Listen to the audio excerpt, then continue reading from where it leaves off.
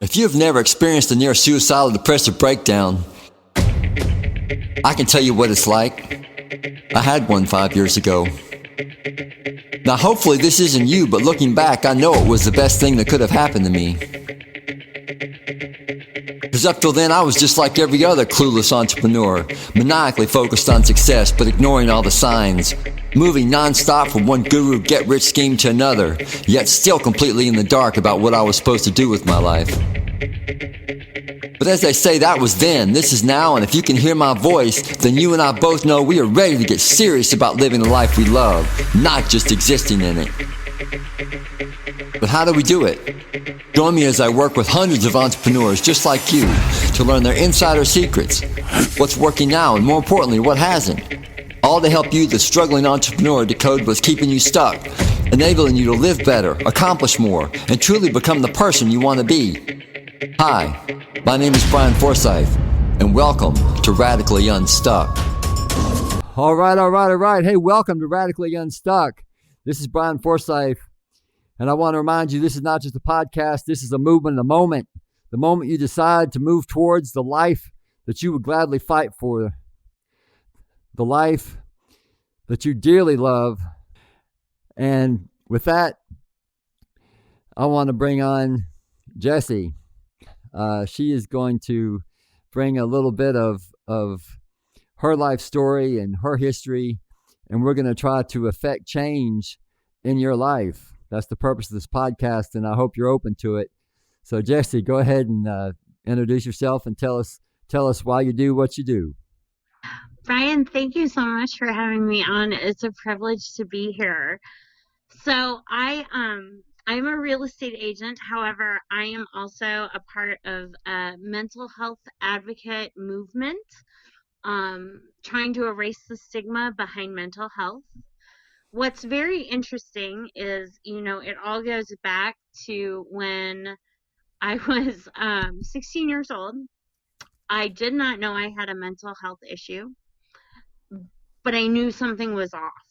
And I had wanted to be a psychologist. I had wanted to help people since I can remember. I get great joy from helping people. And I went to college, and unfortunately for me, because I was having mental health issues but did not know it, college did not work for me right away. And so I joined the business world, and I worked my way up. And by the time I was 25, I was like, I'm going to get a degree. And I got a degree in HR because HR helps people and HR is compassionate. And I got a degree in HR even though I was working in property management. And I continued to climb. And then I decided I'm going to get my master's degree. So I got my master's degree in organizational psychology and performance, and loved every minute of it. But I'm going to tell you, the corporate world is not that advanced yet. So I didn't get to use my degree yet.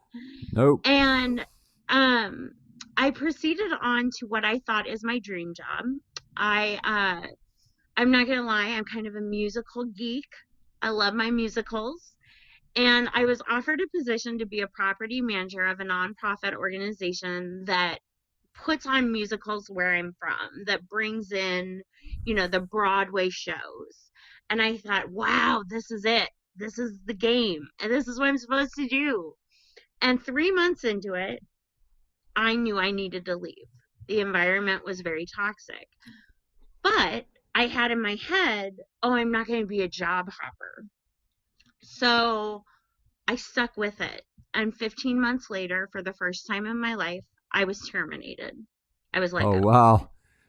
Nothing like sticking to something and then them saying, we don't need you to stick anymore. Exactly. And I will tell you, in that time, I went through a great depression, but I was a single parent. I was depressed, but fear took in, how am I going to support my kids? How am I going to support all this on one income?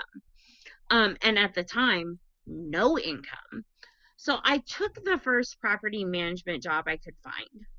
And it wasn't a toxic environment. In fact, it was a really great environment. But when I was 28 years old, they figured out what was wrong with me, and I have bipolar and anxiety disorder. And I was treating my bipolar and anxiety disorder. I've never had a problem taking my medication, because I see it as like a diabetic needing their insulin. You know, it's really no different.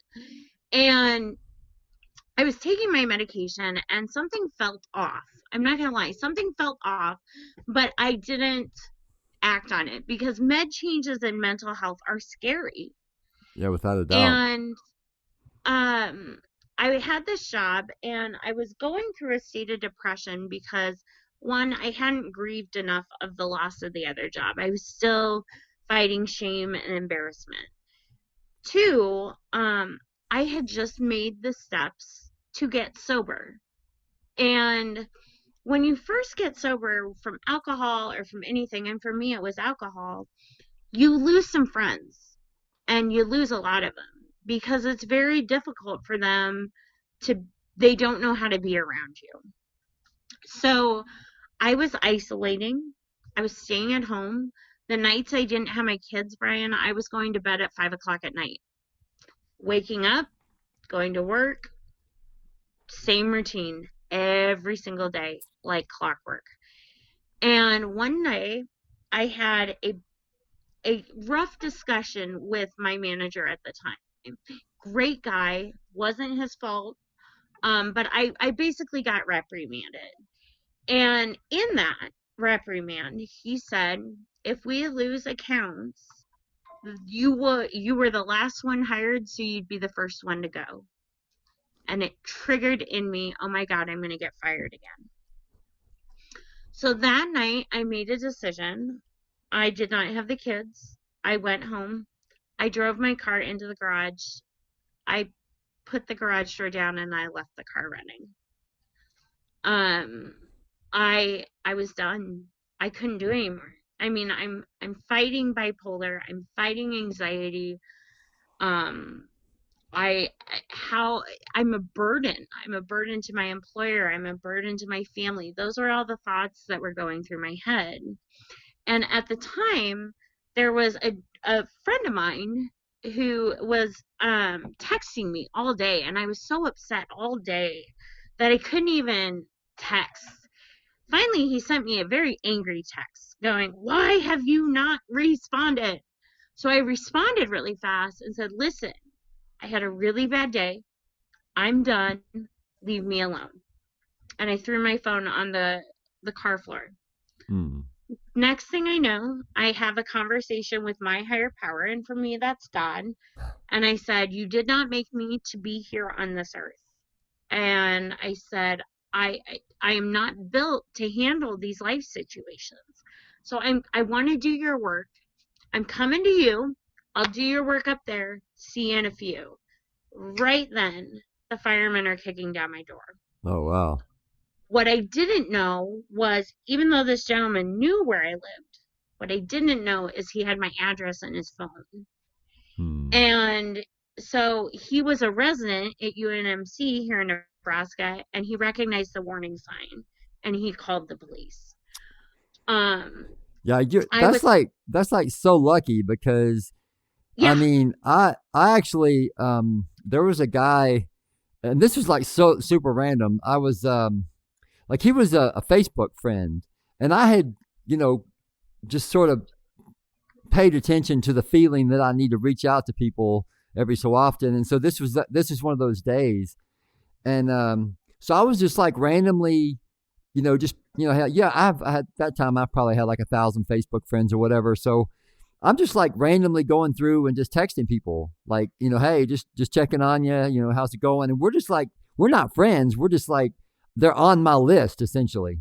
So right. Like the second one was this dude, and I kind of knew who he was, and I knew that he was like this high-powered lawyer. He had just graduated from law school, and so I just texted him. I'm like, I'm just checking on you, just making sure how you're doing. And he comes back, and he's like, super depressed, and he's like all worried about all this different stuff, and he's talking all this stuff. And so I knew one of our other friends who was also a Facebook friend, but I knew her closer. So I texted her and I was like, can you check on this dude and make sure he's all right? Because, I don't really, I don't even know this guy. I just randomly texted him, and he comes back, and it seems like he's in a really dark place.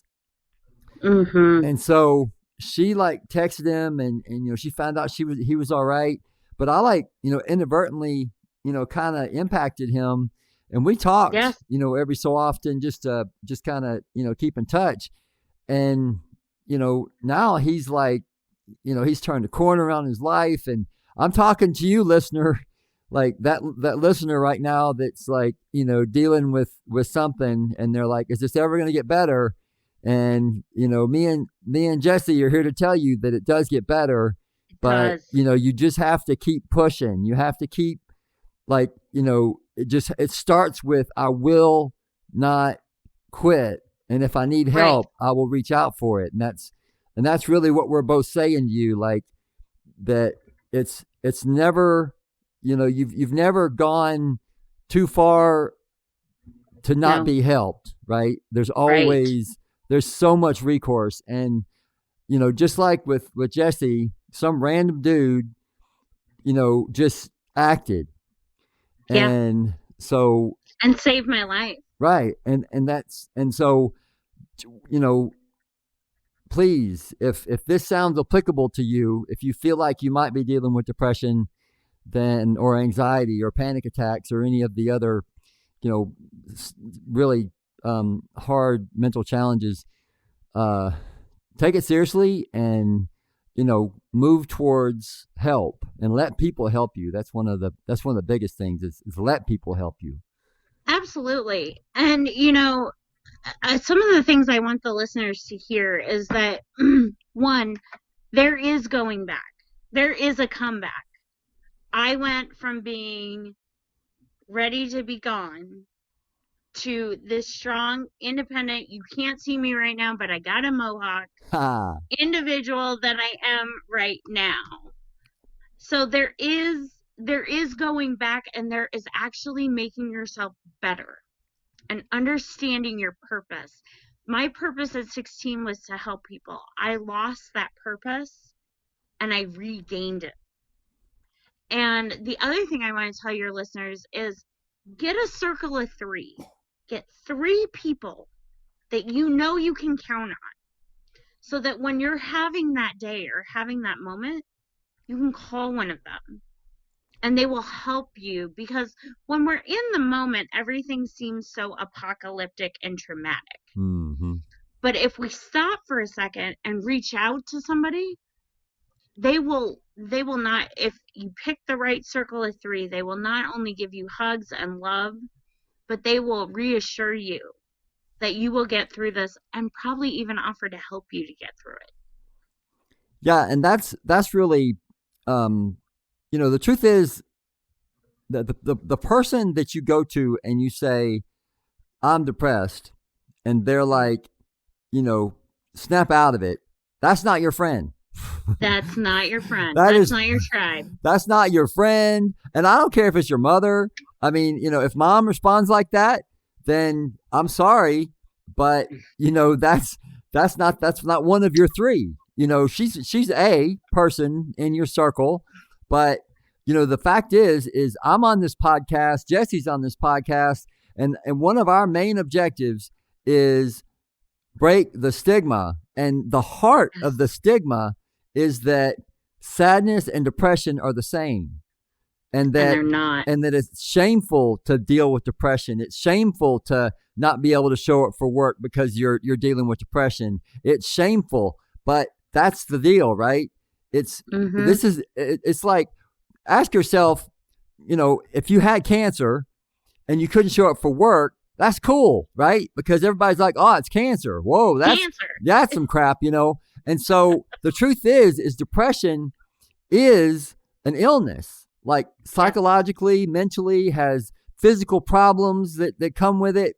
This is not, it can look like sadness, but that doesn't mean it is sadness. No. And And so, unfortunately, depression, like cancer, can be terminal oh if man. you don't act. And the thing is before you act, if you're living with undiagnosed depression, as I did for 20 years, I mean, I kind of knew there's something going on, like blue periods and things like that. But I just kept pushing because I'd always pushed. I'd always pushed through it. And then one day, I, had a near suicidal breakdown, and I went into treatment for 7 months. But before that, you can look in my life and you can see all the different effects, collateral damage. One of the things when you start talking to psychologists and stuff about depression, about undiagnosed depression in particular, is that people will come to the office and they're saying things like, oh, I can't keep up with my bills, or I've got an anger problem. And then they start doing tests, and lo and behold, they have depression. They're dealing with undiagnosed depression so depression is not just I'm sad. Depression is it messes up your mental acuity. It messes up your decisions. It changes the possibilities you see in your life. It physically and mentally shifts your life into a much darker place. So, if you even think that you might be dealing with depression, you owe it to yourself. You owe it to your life to deal with it. I'm not talking, you don't have to, everybody has their treatment methods. I don't take antidepressants anymore. I don't ever want to take antidepressants again. I didn't like the way I felt, et cetera, et cetera. I handle mine through, a radical change in mindset, life patterns. And, I have things that I do that, keep my depression, this tiny little whisper in my brain, except for every so often, maybe like a day, I might sleep too much. But the thing is whatever option you take, whether it's mainstream clinical, antidepressants and whatever, or you go with an alternative, treatment protocol like, I do, and I did, then, just take it seriously. Well, and the other thing I want to tell your listeners too that I think is so important. So when you're depressed, which I'm not going to lie, COVID, all this has made me a bit depressed. You are a unique person. There's only one of you. And when you don't show up, the world is missing what you have to offer them, because each of us have everything to offer at least one person each day. And when you don't show up, that person missed out on what they needed. So you are important. You are valuable. You are worth it. And I encourage you to borrow my belief. I came up with my own mantra after I got back to where I should be and beyond. And you can borrow my mantra until you create your own, but you are brave, you are strong, you are a fighter, you are a survivor. And those words are so powerful. And I know some days it's so hard to get out of bed, but take the baby steps. Just get out of bed and take a shower. And you know what? If you want to go back and lay down for a bit. But take the baby steps and show up because you're worth it. And I know the one thing that I always say, I finish my every podcast with this, which is be kind to yourself, right? And that means that if you can't get up out of bed, or if all you can do is get up out of bed, then be okay with that. If you're at the point where you can't get out of bed, then the whole thing is to release the shame. Because the shame, the mental stuff that goes on in our head is so much more damaging than anything people can say on the outside world. So true. It's all about listening to that inner garden, to those inner thoughts, and then realizing that those thoughts are not yours. Like, just because you have a thought doesn't mean that you have to act on it or feel it. that you can literally choose which thought you want to claim. Yes. And so just know that if you start what I call the best friend filter, if you have a thought or an emotion that you would not want your best friend to say, feel, or think, then that's probably an emotion or thought that you can dismiss. Yes. And that's really that's one of the things that'll help a lot, is if you can just start kind of paying attention to what kind of thoughts you're allowing to propagate unchallenged. Absolutely. Absolutely. And I want your listeners to know that I am here for them. You are here for them. They are not alone. If they don't have a circle of 3 right now, feel free to find me on Facebook at Recovering Mentally Crew, and I will be a part of your circle of 3 until you can build one that is close to you. Yeah, I mean, and the truth is when you release the shame, right? When you let it go, then you'll start noticing there are so many people. I mean, Jessie doesn't know you. I don't know you. But when you decide that you want to start moving towards the person that you want to be, you want to start, living a different life than the one where you're dealing with depression and anxiety, and you're dealing with it versus living through it, versus living in spite of it. I'm not talking despite. I'm saying living in spite of, right? When you start living in spite of, then you will find out that there are nothing but people, random strangers, never mind the suicide hotlines and the chaplains. And I mean, just, there are a lot of different resources. Yes. And it all starts with you making that decision. I'm going to get help. I'm going to, make it a determination in my life that I am not going to let this beat me, that I have a purpose on this life more than living and dying with this, feeling that, I've suffered and I'm just tired of suffering. So absolutely. Absolutely. And there is, I know there feels like there is no light at the end of the tunnel. There is, but you've got to take the first steps to see it. You've got to step in to see it. And once you get there, and once you get the help that you need and the support that you need from the right people, like Bryan said, your mom may not be the right person. My dad is not in my circle of 3. He is not the right peeps for it. And that is okay.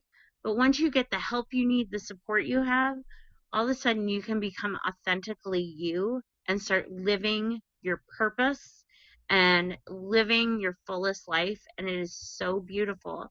And I am not throwing you any crap, because I've been where you are at, and here I am now. Yeah, and it really just starts with, realizing that you have not always been depressed, and that depression will trick you into seeing just it, and it'll start feeling like you've always been depressed and that you always will be depressed. And that's one of the tricks. That's one of the main triggers that depression uses to shrink you down into this little ball. It tricks you into thinking that it's this Goliath that, just can't be beaten. But the truth is, and here's the magic, right? Here's the silver bullet, as it were. Depression can only hurt you with what you have, essentially what you've given it. Because, like, if you take, let's just talk about situational depression, which is, your cat died, right? And you really love the cat. So depression can only hurt you with that ammunition. You really love the cat. You forgot to feed it. You inadvertently killed it when you put strychnine in its water, whatever the deal was. So if you can look at the triggers, look at the bullets that depression uses, because in my experience, depression only has like a certain list of things that it can hurt you with. It can hurt you with the fact that your mom doesn't love you because you did something that makes her not love you, or there's different things, there's different triggers, and if you can get more comfortable with those triggers, and you can just like talking about with the cat, if the cat died and you didn't care about the cat, no depression, because it's not you, there's no feeling wrapped up there. But so if you look and kind of see what depression is using to hurt you with, then to the best of your ability, like work at getting comfortable to coming to terms and removing the shame. Because if I gave you a pill tomorrow and you were suddenly shameless, depression really loses a lot of its power. Yes, it absolutely does.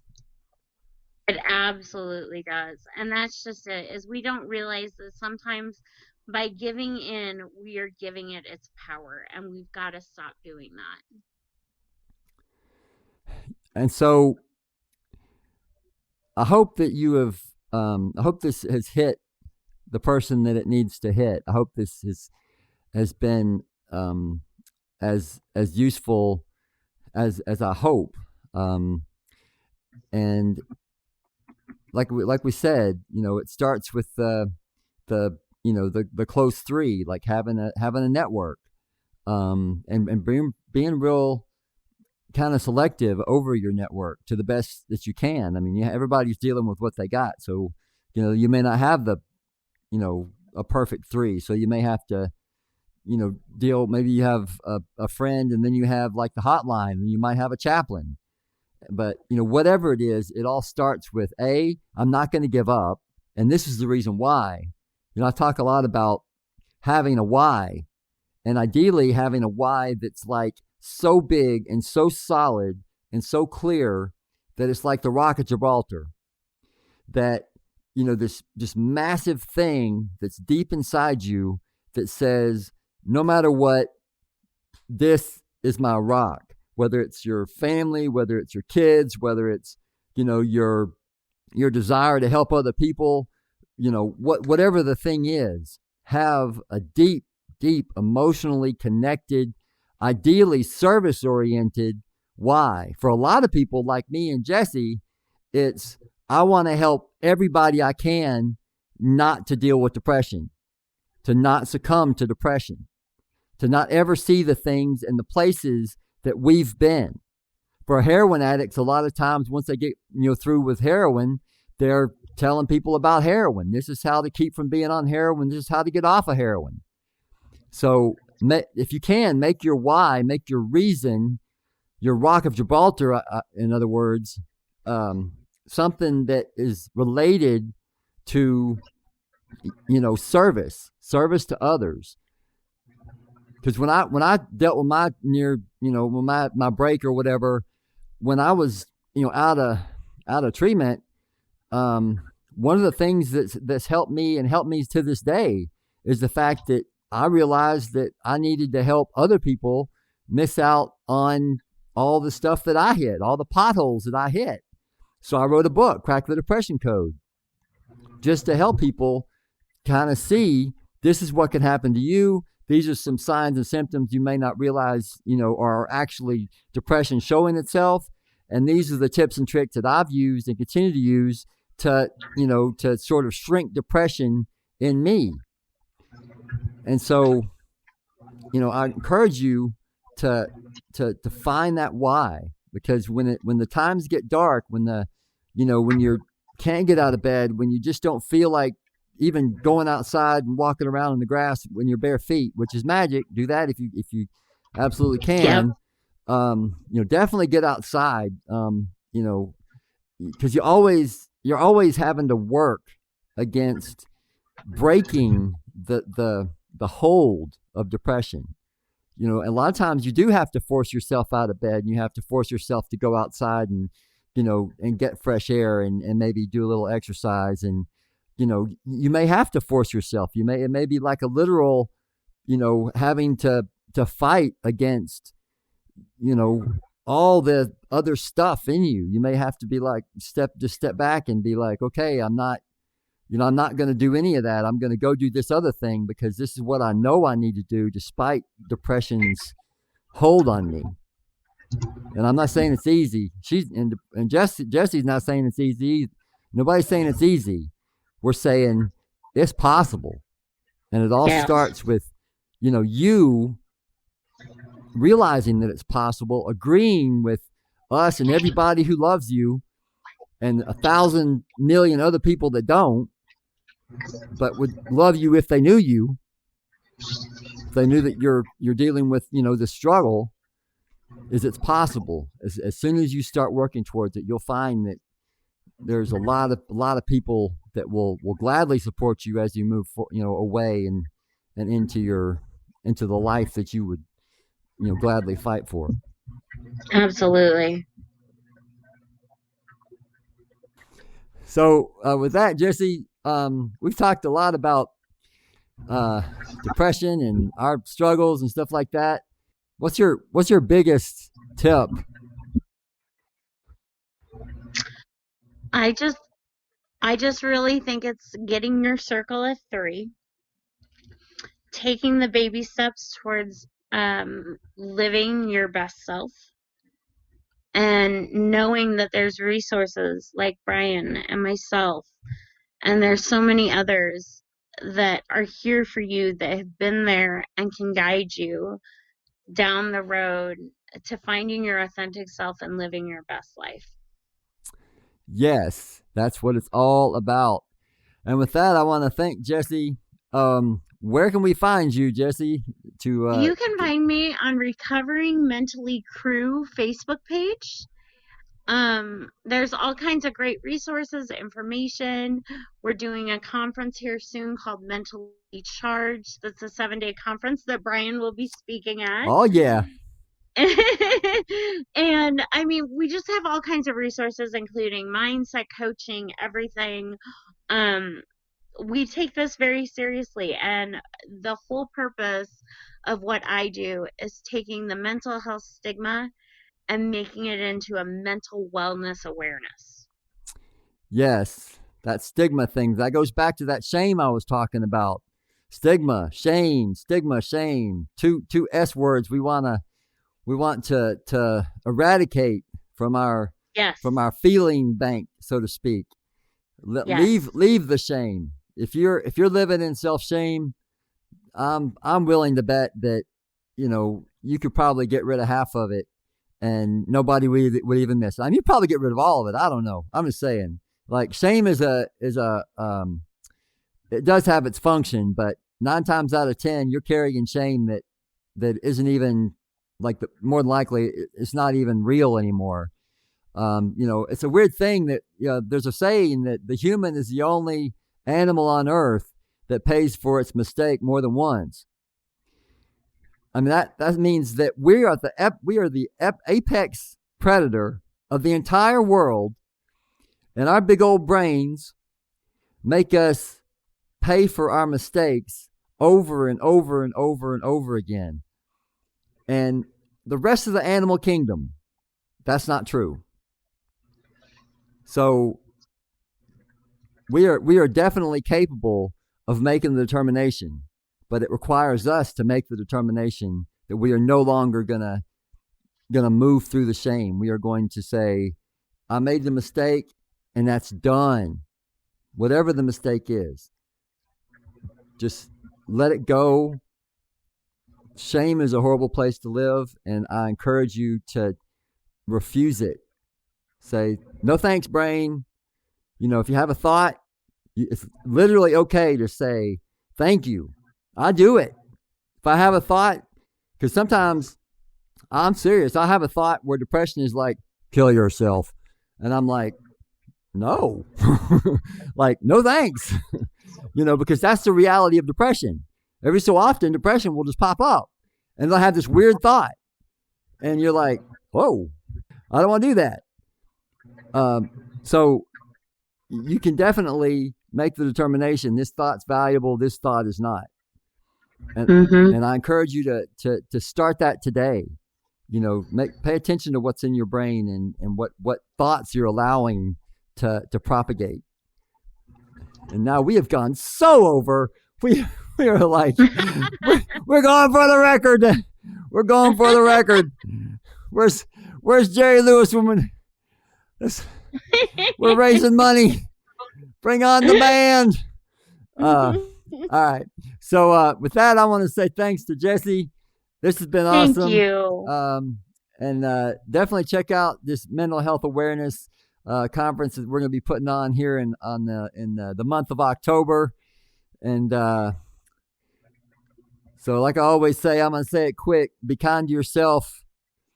Start with kindness, self-kindness, radical self-kindness. Radical self-kindness means that you are agreeing to be self-kind despite any evidence to the contrary. Radical self-confidence. Radical self-kindness is where it's at. Practice it. It gets easier. All right. Peace, y'all. Thank you again, Jessie. Thank you.